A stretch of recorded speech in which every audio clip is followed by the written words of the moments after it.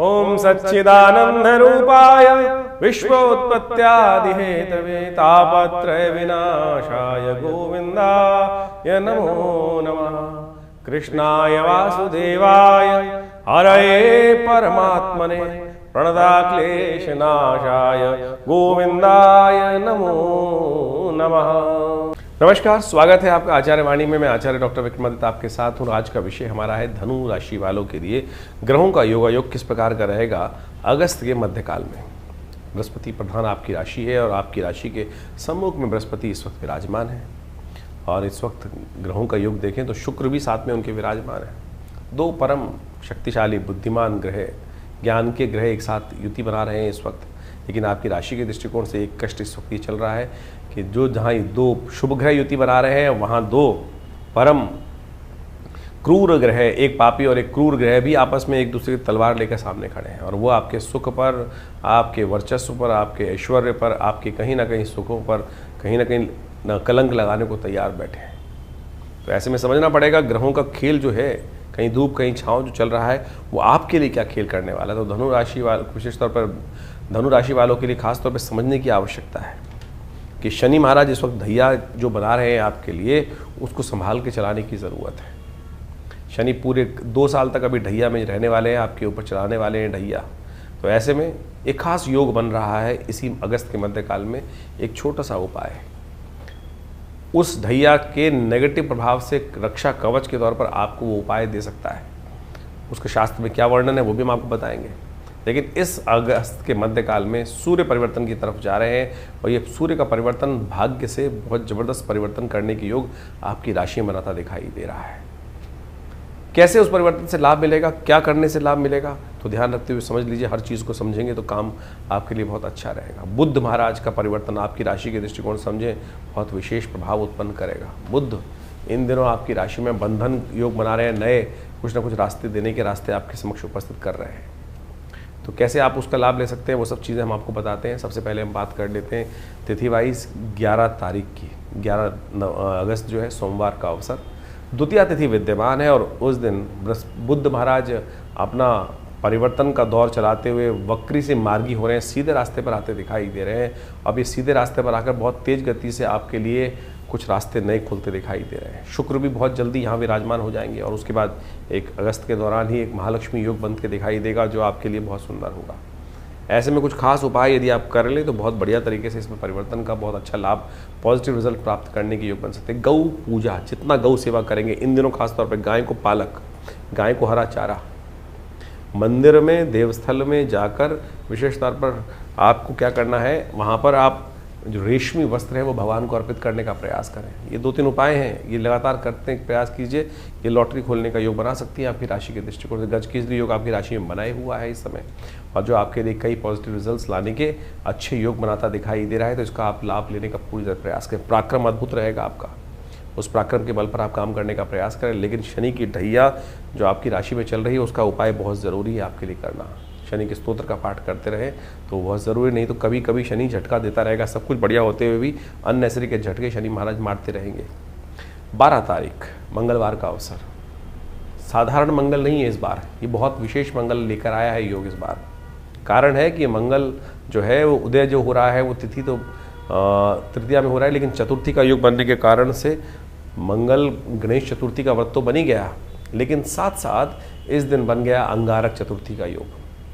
और जैसे शनि मंगल का टकराव आपस में चल रहा है, दशम भाव में बैठे हुए मंगल आपकी राशि के चतुर्थ भाव में बैठे हुए शनि महाराज आपस में द्वंद्वात्मक स्थिति उत्पन्न कर रहे हैं, बने बनाए काम को खराब करने का योग बना रहे हैं। ऐसी स्थिति आपने कई बार देखी होगी कि सब कुछ बढ़िया मेहनत हुई है, उसके बाद द्वंद्व में सब कुछ चले गए, न माया मिली न राम। ऐसी स्थिति बनाते दिखाई दे रहे होंगे शनि महाराज कई बार। तो ऐसे में इस समय में इन ग्रहों को ठीक करने के लिए आपको कुछ खास उपाय करने की ज़रूरत है। अंगारक चतुर्थी, सुंदरकांड का पाठ करें। चतुर्थी का योग साथ में, गणेश जी की चतुर्थी का योग साथ में। एक बात देखें, समानता क्या है, दोनों का साथ शिव के साथ संबंध है, दोनों को सिंदूर चढ़ता है। तो कोशिश ये करें हनुमान जी को, गणेश जी को सिंदूर अर्पित करने का प्रयास करें। हनुमान जी को तो सिंदूर चढ़ाकर आप प्रसन्न करेंगे तो शनि का खेल खत्म, शनि का नेगेटिव प्रभाव खत्म होने के योग बन जाएंगे। करके देखें, हमने हज़ारों लोगों पे करवा के देखा, 7.5 कब आई कब चलेगी पता भी नहीं चला। सुंदरकांड का पाठ इस दिन आश्रम पे हमने रखा भी है, हनुमान जी का यज्ञ रखा है हमने आश्रम पर इस दिन, गणेश जी का यज्ञ रखा है, तो आप उसमें सम्मिलित होंगे तो बहुत सुंदर रहेगा। आप अपने नाम से भी इस कार्यक्रम में सम्मिलित होकर इस कार्यक्रम का लाभ ले सकते हैं। 13 तारीख बुधवार का अवसर, चतुर्थी पंचमी का योग, चतुर्थी क्षय, पंचमी उदय तिथि बंद रहेगी, पंचमी क्षय हो जाएगी, लेकिन नए कार्यों को करने से रोकना चाहिए। ऐसे में विशेष तौर पर ग्रहों का योग जो बन रहा है, ऐसे में स्वास्थ्य का थोड़ा ध्यान रखने की ज़रूरत है। शरीर पर थोड़ा नेगेटिव प्रभाव पड़ता दिखाई दे रहा है। स्वास्थ्य के निमित्त हो सके तो महामृत्युंजय मंत्र का जप करें, एक काम और कर सकते हैं। बुधवार का दिवस है और स्वास्थ्य के लिए एक शास्त्र में उपाय बताया गया है कि दूर्वा के अंकुर लेकर, जो दूर्वा के देसी घास होती है उसके ऊपर जो 3 बाल निकलते हैं उनको काट कर उनको अर्पित करें भगवान गणेश को। 108 दूर्वा अंकुर गणेश जी को अर्पित किए गए थे, तो इससे बहुत सारे कष्ट निवृत्ति का योग बन जाता है, स्वास्थ्य संबंधी समस्या को ठीक करने के योग बन जाते हैं। कैसी भी विकट समस्या हो, ओम नमः शिवाय का स्तवन करते हुए, गंगणाधिपतये नमः इस मंत्र का स्तवन करते हुए, या कांडात प्ररोहंती परुखा, इस प्रकार से गणेश जी को अर्पित करने के लिए मंत्र बताया गया, वेद मंत्र, उसके अनुसार से लाभ लेते हुए करें तो बिल्कुल अद्भुत रूप से कष्टों का निवृत्ति का योग बनता है। 14 तारीख गुरुवार का अवसर, षष्ठी तिथि विद्यमान है और ऐसे में ग्रहों के नक्षत्रों के दृष्टिकोण से जो योग बन रहे हैं वो भी आपको परिवर्तन की तरफ ले जा रहे हैं, विजय का योग दे रहे हैं। आप अपनी चाल में मस्त होकर काम करने का प्रयास करें। ग्रह तो कम से कम इतना दिखा रहे हैं कि आपकी जो चाल है वो बिल्कुल ठीक रहेगी, उसमें जो भी बीच में पंगा लेगा वो अपना ही नुकसान कराएगा। लेकिन शनि की जो ढैया है उसका उपाय लगातार करते रहें, वो अच्छा रहेगा आपके लिए। शनि स्तोत्र का पाठ नित्य प्रति करना आपके लिए कल्याणकारी है। 15 तारीख शुक्रवार का अवसर, सप्तमी तिथि विद्यमान है, स्वतंत्रता दिवस है, इसलिए राष्ट्र सर्वोपरि के भाव को मन में रखें और उन बलिदानी लोगों का ध्यान करें, उनको श्रद्धांजलि अर्पित करें जिनके कारण से आज हम इस दिन को देख पा रहे हैं, इतने वर्षों से स्वतंत्र हवा का सांस ले रहे हैं।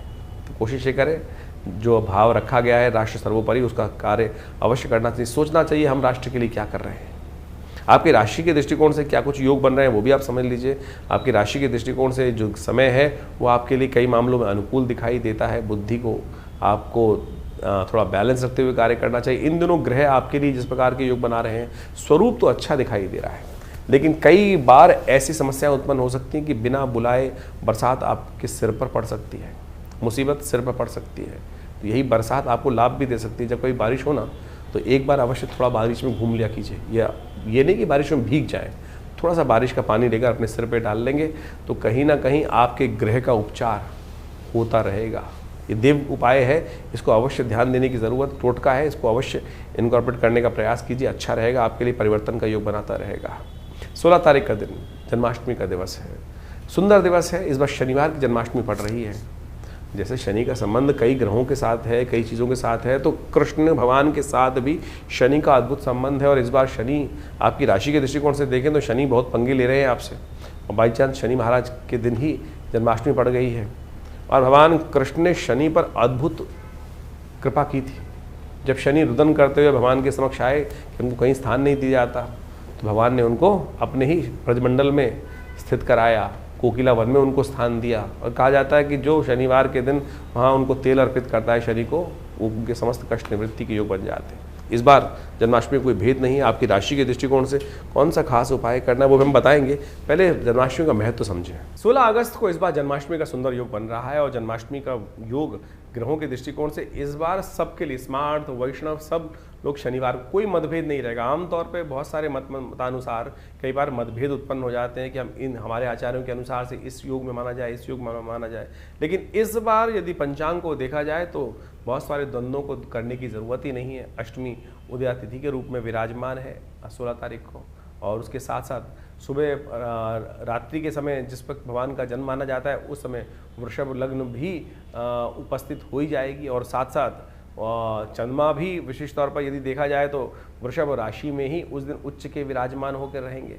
और इसके साथ साथ एक बात, और ग्रहों का योगायोग और भी बड़ा सुंदर ये बन रहा है कि रोहिणी नक्षत्र वो भी रात्रि के अंतिम पहर में जाकर भोर काल से पहले पहले उपस्थित होने के योग बना लेगा, दिल्ली के पंचांग के अनुसार से देखें तो बहुत सारे ग्रहों का योगायोग इसी प्रकार से बन रहा है। तो क्या स्मार्ट, क्या वैष्णव, क्या संप्रदाय, समस्त लोगों के लिए ये सुंदर तिथि है। भगवान सुंदर का अभिषेक करें, भगवान का विशेष तौर पर पूजन करें। ओम नमो भगवते वासुदेवाय पुरुष सूक्त के द्वारा भगवान को सुंदर रूप से स्नान कराएं और उनका पूजन करें। षोडश विधि के अनुसार से षोडश जो हमारे पूजा पाठ के तरीके हैं उन सब के द्वारा सहस्रसी रेखा पुरुखा सहस्राक्ष सहस्रपात सभो में गंग सर्वात्पित्वात्रोतिष्ठ, इसी के द्वारा भगवान का अभिषेक दूध से, दही से, समस्त पंचामृत से भगवान का अभिषेक कराकर भगवान को वस्त्र अलंकृत करते हुए सुंदर रूप से भगवान का स्तवन करना। कहा जाता है कि आप कुछ और करें ना करें, कम से कम भगवान की जन्माष्टमी के अवसर पर भाद्रपद मास के कृष्ण पक्ष की अष्टमी के दिन अवश्य उपवास रखें।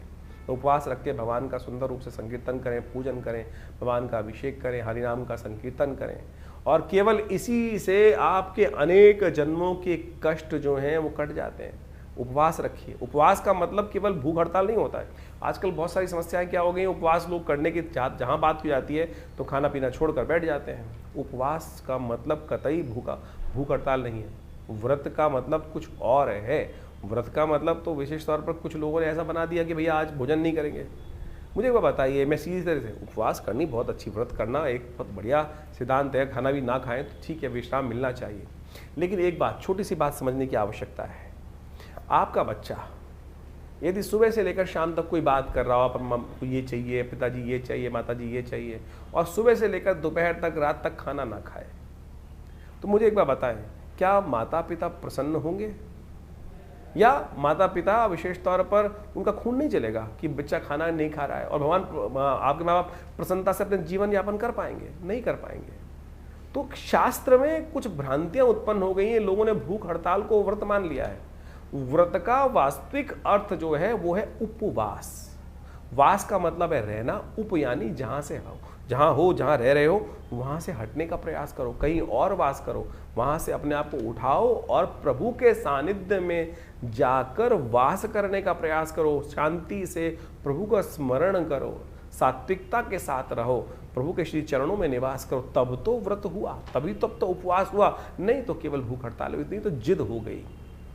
तो आपको खाली ना खाना, खाना ना खाना भी एक प्रकार से उपव्रत कहा जा सकता है। लेकिन कुछ कालांतर में ऐसी भ्रांति उत्पन्न हो गई है बहुत सारी चीज़ों ने कि भूख हड़ताल, पेट को कुछ नहीं देना, उसी को हम व्रत मान के बैठ गए हैं। लेकिन और उस दिन एक समझे कि जिस दिन खाना नहीं खाया, कुछ नहीं किया, उस दिन क्या होगा, और बाहर की चीज़ सब खा लेंगे। कुट्टू के आटे से लेकर पता नहीं क्या क्या, पकौड़ी, चाट पकौड़ी इत्यादि समस्त खाने की व्यवस्था बना लेंगे। तो फिर वो क्या हुआ, फिर तो वो कुछ और ही हो गया ना। इस व्रत में हरिनाम का संकीर्तन, जागरण, भगवान के नाम का जप, भगवान के क्रियाकलाप जो हैं उनकी कथाएं पढ़ना, उनकी कथा सुनना, उनके मंत्र का जप करना, दान पुण्य करना, सात्विकता का से जीवन निर्वाह करने का प्रयास करना, और विशेष तौर पर मनसा वाचा कर्मणा प्रभु के नाम का संकीर्तन करना, ये तो हुआ उपवास।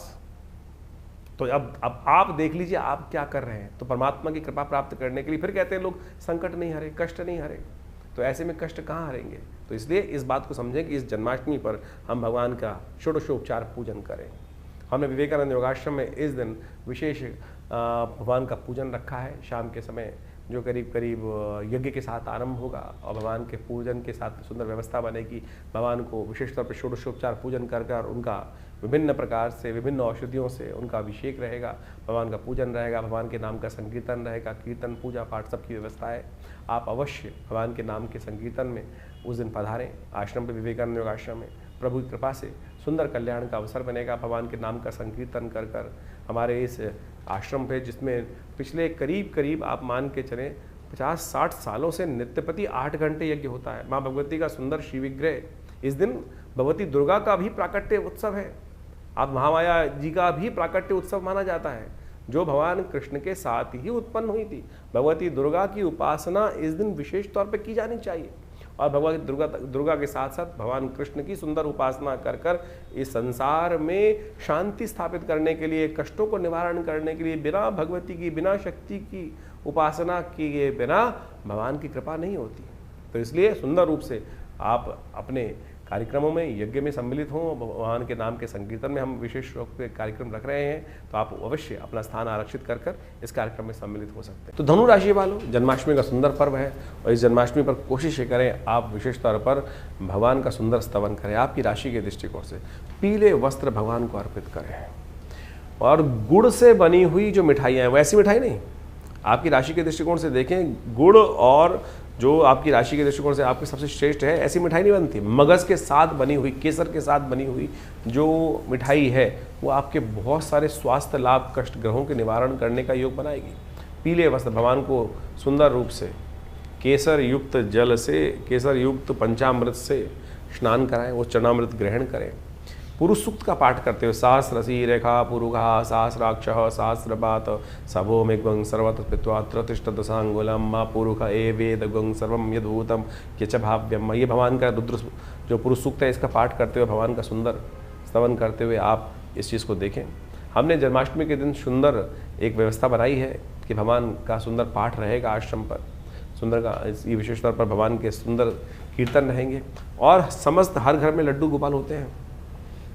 हम सुंदर रूप से कैसे उनकी पूजा करा सकते हैं उसकी पूरी विधा उस दिन लाइव करेंगे अपने इस चैनल पर, और बहुत सारे लोग अपने अपने लड्डू गोपाल लेकर आश्रम पे उपस्थित रहेंगे। उन सबको हम पूजन कराने की, पंचामृत से स्नान कराने की, पुरुष सूक्त का पाठ करने की, भगवान के नाम का संकीर्तन करने की व्यवस्था कर रहे हैं। तो आप अवश्य उसमें सम्मिलित हो सकते हैं। एक बात और, शनि की 7.5 जो चल रही है इस वक्त, उसको ठीक करने के लिए एक उपाय हमने आरंभ में बताया था, वो भी आप नोट कर लीजिए। आपकी राशि के दृष्टिकोण से आप एक काम करें, आप विशेष तौर पर भगवान को इस दिन मोर का पंख अर्पित करें। वैसे तो बिना भगवान मोर पंख के श्रृंगार के पूरा होता ही नहीं भगवान का श्रृंगार, तो इस दिन पीली पगड़ी बनाकर भगवान को उसके ऊपर मोर का पंख लगा के दीजिए और उसमें कोशिश ये करें एक हल्दी की गांठ साथ में बांध दीजिए, छोटी सी गांठ के साथ में बांध दीजिए और उस पूजन के बाद अगले दिन दूसरा मोर पंख लगा दीजिएगा। उस हल्दी की गांठ के साथ उस मोरपंख को निकाल के अपनी कहीं ना कहीं पर्स में या कहीं घर में कहीं दुकान पे रख लीजिए। शनि की ढैया जो है नेगेटिव प्रभाव जो दे रही है उसको ठीक करने का रास्ता इससे बढ़िया हो नहीं सकता। यदि गले में ताबीज़ बांध के भी धारण कर लेंगे तो वो बहुत सुंदर योग बनाएगा। पूरे वर्ष शनि के तमाम नेगेटिव प्रभावों से आपको इस ढैया से बचाने का योग ये मोर का पंख अवश्य भगवान की कृपा से आपको देगा। तो अद्भुत मोर पंख की महत्वता शास्त्र में बताई गई है। कहा जाता है कि मोर का पंख भगवान को इसलिए अर्पित किया गया था कि उनको नज़र बहुत जल्दी लगती थी और उस नज़र से निवृत्ति का योग ये मोर पंख उनको देता था। तो अवश्य इस बात का ध्यान रखते हुए कार्य करेंगे तो अच्छा रहेगा आपके लिए। धनु राशि वालों, 17 तारीख के दिन रविवार का अवसर पड़ रहा है, 9वीं तिथि पड़ रही है और इस दिन सूर्य परिवर्तन का योग बना रहे हैं और ये सूर्य का परिवर्तन आपकी राशि के दृष्टिकोण सबसे महत्वपूर्ण है। भाग्य में जाकर सूर्य विराजमान हो रहे हैं। 1 महीने तक ये भाग्य के वारे न्यारे कर सकते हैं, लेकिन ध्यान रखना बहुत ज़्यादा गर्म, बहुत ज़्यादा नरम ये स्वभाव यदि हुआ, बैलेंस होकर चलने की ज़रूरत है। इस वक्त द्वंदात्मक स्थिति है आपकी राशि। वैसे ही आपकी राशि जो है दुस्वाभाविक राशि है और द्वंदात्मक स्थिति इसलिए चल रही है क्योंकि बृहस्पति शुक्र की युति सामने बैठी हुई है, शनि चतुर्थ भाव में बैठे हुए हैं और मंगल जो है वो तलवार लेकर एक सामने एक दूसरे के इकट्ठे हैं। द्वंदात्मक सप्तक योग बना हुआ है और शनि जो सूर्य महाराज हैं स्वग्रही होकर भाग्य में विराजमान हो गए। तो आपको बहुत ज़्यादा सोच समझ कर, ना तो एग्रेसिव होना है बहुत ज़्यादा, ना बिल्कुल हथियार डाल देने हैं। ये दोनों स्थितियाँ आपके लिए नेगेटिव हो सकती हैं। आपके लिए खास तौर पे उपयुक्त ये रहेगा कि आप इस समय में बैलेंस होकर चलते हुए कार्य करने का प्रयास करें। हो सके तो अपने मन को शांत करने के लिए चांदी का के जो विशेष तौर पर उपयोग करने का प्रयास करें। चांदी के कोई भी बर्तन किसी भी प्रकार से पानी या शहद को या किसी घी को इत्यादि या दूध इत्यादि को सेवन करने के लिए इस्तेमाल करते रहें। यह आपके मनोमस्तिष्क को पॉजिटिव भरने की योग बनाएगा, बहुत अच्छा देगा। और एक काम करें इस दिन, क्योंकि रविवार के दिन ये संक्रांति का योग पड़ रहा है, तो इस दिन अवश्य हृदय नाम का योग बनता है। इस दिन तो भगवान सूर्य को अवश्य अर्घ्य दें। हो सके तो गायत्री का पाठ अवश्य करें। गायत्री का पाठ करते हुए गायत्री का यज्ञ करेंगे तो बहुत शुभ रहेगा। पीली चीज़ों का दान करना आपकी राशि के दृष्टिकोण से, पीले वस्त्रों का दान करना आपके लिए बहुत शुभ रहेगा। और किसी उपयुक्त पूजा करने वाले संत को यदि खड़ाउन का दान कर सकें तो आपकी राशि के दृष्टिकोण से ये सूर्य आपके लिए भाग्य से बहुत ज़बरदस्त भाग्य जगाने की योग बना सकता है। ध्यान रखिएगा, संक्रांति का पुण्य अगले दिन है, क्योंकि दिल्ली के पंचांग के अनुसार से हम बात करें भारत के संपूर्ण क्षेत्र में तो रात्रि में सूर्य परिवर्तन की तरफ जा रहे हैं। तो भारत में तो ये संक्रांति का पुण्य जो है अगले दिन मिलेगा। तो ऐसे में विशेष तौर पर ध्यान रखें, ये दान पुण्य जो है वह अगले दिन करना, सोमवार के दिन करना श्रेष्ठ रहेगा। 18 तारीख की यदि बात करें, सोमवार का अवसर है, 10वीं तिथि विद्यमान है और उस दिन भद्रा रहेगी। ग्रहों का परिवर्तन का योग बन रहा है और ये परिवर्तन आपकी राशि के दृष्टिकोण से एकदम इंपॉर्टेंट चेंजेस लाने की योग बनाएगा। नया विचार, सुबह थोड़ी हल्की दिखाई देती है, स्वास्थ्य पर पिछले 2-3 दिन भारी गए हैं वो आगे आने वाले समय में इम्प्रूवमेंट देने के योग बना सकते हैं। ध्यान रखिएगा, ये समय नया विचार नया उत्पन्न होने के योग बनेगा। थोड़ा स्वास्थ्य के मामले में ध्यान रखते हुए कोशिश ये करें सुबह सुबह भगवान शिव का दूध से अभिषेक कर लें, वो आपके लिए अच्छा रहेगा।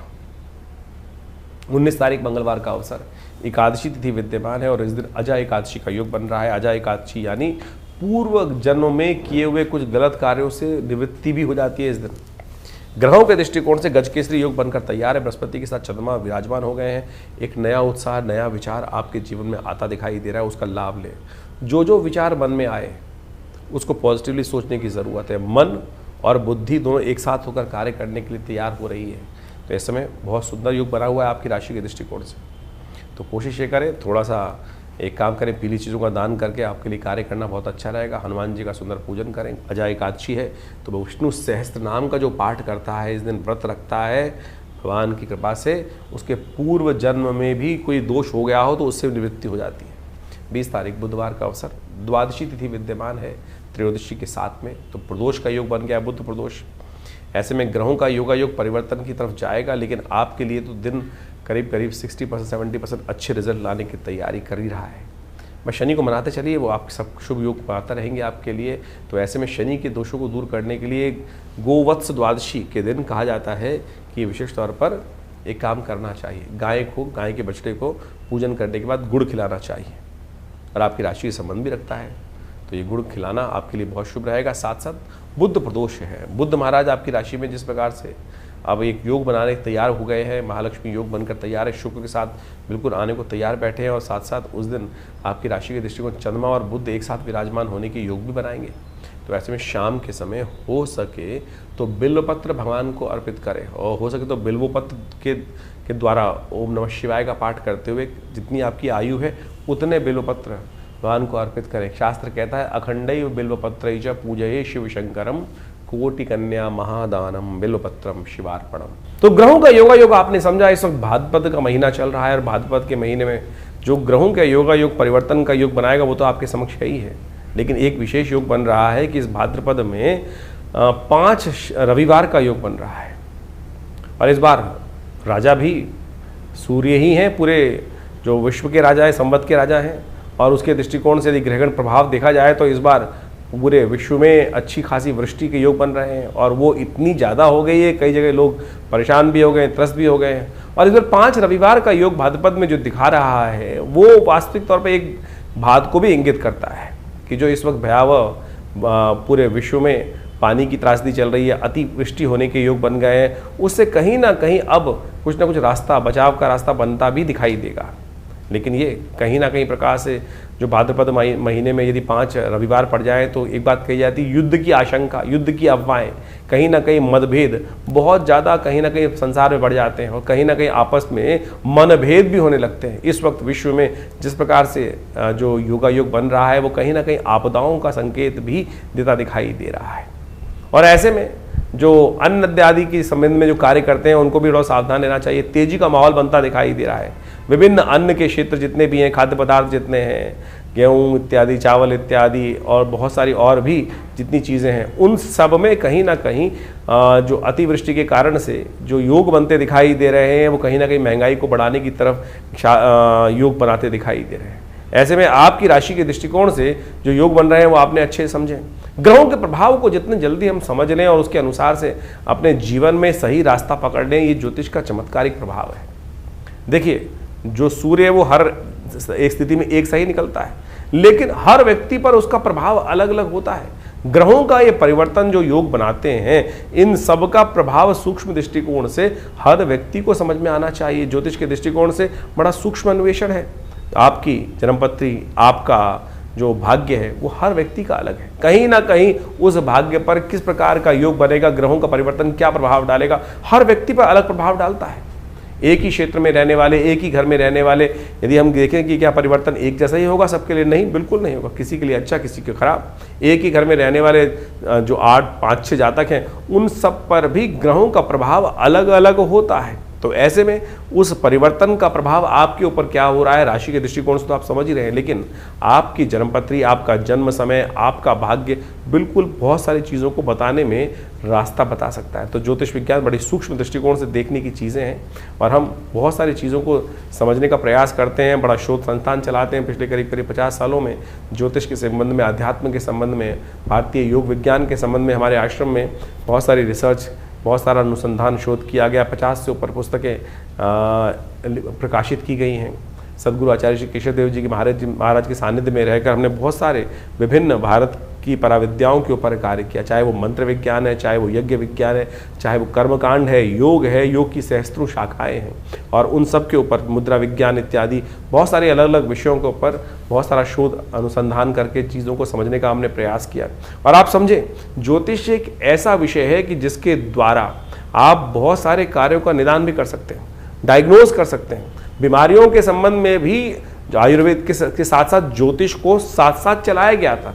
आज जो समाज में जो आयुर्वेद का या चिकित्सा विज्ञान का भाव है, वहाँ ज्योतिष के एक पार्ट को निग्लेक्ट कर दिया गया है। अरे ज्योतिष पूरी तरह से डायग्नोज पर ही है, आपके ग्रह बदले और वो कहीं ना कहीं कौन सा रोग उत्पन्न करेंगे, किस प्रकार से बीमारी का रास्ता बनाएंगे, ये भी ज्योतिष के अंदर बहुत अच्छे से, अगर समय खराब चल रहा है, किस प्रकार से कौन से मंत्र को जप कर कर, कौन सी मुद्रा का प्रयोग करके, कौन सी औषधि कब आपके लिए अच्छी अनुरूप रहेगी, कौन सी औषधि कब कार्य नहीं करेगी, ये भी ज्योतिष विज्ञान के माध्यम से आप बहुत अच्छे से समझ सकते हैं, कार्यों को कर सकते हैं। हमने इसके ऊपर बहुत अच्छे से चीज़ों को समझने का प्रयास किया। बहुत सारी चीज़ें हम समय समय पर आपके बहुत सारे अपने इन कार्यक्रमों के माध्यम से आपके समक्ष रखते भी आए हैं। तो आप ज्योतिष विज्ञान को सही रूप समझने का प्रयास करें। विडंबनाएं, बहुत सारी लोग आपके मन में ऐसे भाव डालने का प्रयास करेंगे कि सब कुछ भी सत्य नहीं है। अरे नहीं, एक एक चीज़ सत्य है, एक एक चीज़ का प्रभाव है, इसको आप समझें। हमारे ऋषि मुनियों ने हजारों लाखों पुस्तकें, लाखों अनुसंधान हमारे समक्ष उपस्थित किए हैं। हर ऋषि, करोड़ों ऋषि हुए आज तक हो चुके हैं और उन सब ने अपने शोध हमारी भारतीय संस्कृति में जगह जगह बताए हैं और लोग उसका प्रभाव देखते भी आए और हमने खुद देखा।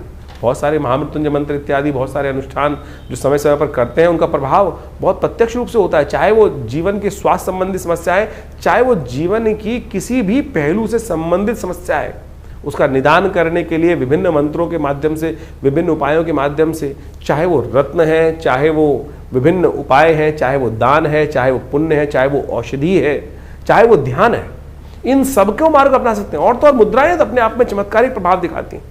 ये शरीर के जो विभिन्न भागों के द्वारा योग और विभिन्न मुद्राओं का उपयोग किया जाता है। जैसे किसी का बृहस्पति खराब है तो ये ज्ञान मुद्रा का नित्यप्रति अभ्यास करें, देखें, किसी और चीज़ की आवश्यकता ही नहीं पड़ेगी। शनि यदि खराब चल रहा है, शनि का दुष्प्रभाव बहुत ज़्यादा जीवन में हो रहा है, तो यदि नेगेटिव प्रभाव है तो इसको इस मुद्रा के द्वारा, शून्य मुद्रा का उपयोग करते हुए, शनि की मुद्रा का उपयोग करते हुए यदि मंत्र जप किया जाए, कुछ भी उसका नित्य प्रति इस मुद्रा का अभ्यास किया जाए, तो उससे भी बहुत ज़बरदस्त प्रकार से आपकी समस्याओं को ठीक करने में रास्ते मिलते हैं। तो ऐसे बहुत सारी चीज़ें हैं, बहुत सारे मार्ग हैं जिनको आप समझेंगे तो बहुत अच्छे से रास्ता बनता दिखाई देगा, कष्टों को निवारण करने का योग बनता दिखाई देगा। और इन सब चीज़ों को हमें अच्छे से समझ लेना चाहिए। बहुत सारे लोग, ये कहानियाँ नहीं है, पुराण इत्यादि में जो रहस्य बताए गए हैं वो कतई किसी प्रकार भी कहानियाँ नहीं है, लेकिन उनके पीछे उसका आदि भौतिक, आदि दैविक रहस्य छुपा हुआ है। उन रहस्यों को हमको समझना चाहिए। अभी सावन का महीना समाप्त हुआ, सावन में भगवान का जैसे रुद्राभिषेक करते हैं, रुद्राभिषेक करते हुए भगवान पर विभिन्न प्रकार से भगवान को स्नान कराया जाता है, कभी दूध से, कभी दही से, कभी भस्म से। भगवान के ऊपर बिलपत्र चढ़ाए जाते हैं, दूर्वा चढ़ाई जाती है, भंग चढ़ाई जाती है, और तो और वो आक के पत्ते चढ़ाए जाते हैं, धतूरे के पत्ते चढ़ाए जाते हैं। यदि इनको वैज्ञानिक तौर पे आप देखने का प्रयास करेंगे तो इन सब के माध्यम से आप समझे, घास को चढ़ाकर भगवान के ऊपर चढ़ाने का कारण क्या है? उसका मंत्र है कांडात कांडात प्रोहंती। भगवान के ऊपर चढ़ाते हुए इस मंत्र को कहा जाता है। औषध विज्ञान के अनुसार से आपके जो बहुत सारी बीमारी को ठीक करने के लिए, पेट संबंधी बीमारियों को ठीक करने के लिए ये बहुत दिव्य औषधि है। जो घास के ऊपर 3 जो अंकुर, दिरवा अंकुर होते हैं, कहा जाता है गणेश जी एक बार बीमार हो गए थे और ऋषियों ने 108 दूर्वा अंकुर अभिमंत्रित कर कर गणेश जी को दिए, उससे उनको स्वास्थ्य में लाभ प्राप्त हुआ। इसी प्रकार से विभिन्न जो चीज़ें हमारे क्रियाकलाप कर्मकांड के सिद्धांत से भारतीय संस्कृति में बताई गई हैं, पुराण इत्यादि में चीज़ों में बताए गए हैं, वो सब के सब क्रियाकलाप बहुत रहस्यपूर्ण है। परम वैज्ञानिक हैं, औषधीय दृष्टिकोण से भी उसको अच्छे से समझा जा सकता है। तो आप इन सब को समझें। हम समय समय पर आपकी राशि के दृष्टिकोण से बहुत सारी चीज़ें बताते हैं, लेकिन जन्मपत्री भी उसका बहुत विशद विषय है और वृहद विषय है। साथ साथ आपके हाथ की रेखाएं, मस्तिष्क की रेखाएं और ये सब का सब शरीर की जो विभिन्न आकृति विज्ञान है, वो ज्योतिष के अनुसार समुद्र शास्त्र के माध्यम से इन सब रहस्यों को अच्छे से समझकर हम जीवन में उत्थान की तरफ आगे चलें। और भारतीय संस्कृति परम बहुत सुंदर रूप से उपस्थित किए गए इन सब रहस्यों को, तो आप यदि इन सब चीज़ों को समझेंगे तो बहुत बढ़िया आपके लिए बहुत सारे विषयों को अच्छे से हम बताएंगे। आश्रम से द्वारा जो प्रकाशित पुस्तकें हैं वो आप हमारी वेबसाइट पे जाके देख सकते हैं। mudrasforhealing.com वेबसाइट है हमारी, acharyavikramadiत्य.com वेबसाइट है हमारी, vivekanandnaturecure.com ये भी हमारे आश्रम की ही वेबसाइट है। और यहाँ पर हमारे आश्रम की समस्त गतिविधियों को समय समय पर हम बताते रहते हैं। बहुत सारे विभिन्न कार्यक्रम आश्रम पे समय समय पर चलते रहते हैं और इन सब विषयों को आप अच्छे से समझकर और इन सब से आश्रम से जुड़ें। और स्वागत है आप सबका हमारे यहाँ जो नित्य प्रति कार्यक्रम होते ही हैं। रविवार को विशेष कार्यक्रम में, यज्ञ में आप सब लोग सम्मिलित हो सकते हैं। सुबह 8 बजे से लेकर करीब करीब 10 साढ़े 10 बजे तक भंडारे के साथ बड़ा यज्ञ और स्वाध्याय इत्यादि का कार्यक्रम चलता है हर रविवार को। और आप सब अपने विषयों को लेकर आश्रम पे उपस्थित होंगे तो हम अवश्य जो भी भगवान की कृपा से रास्ता बनेगा अवश्य आपके साथ बनाएंगे। जीवन में कल्याण का मार्ग प्रशस्त हो, आप सबको आशीर्वाद, कल्याण हो, भगवान का कृपा आपके साथ हमेशा बनी रहे।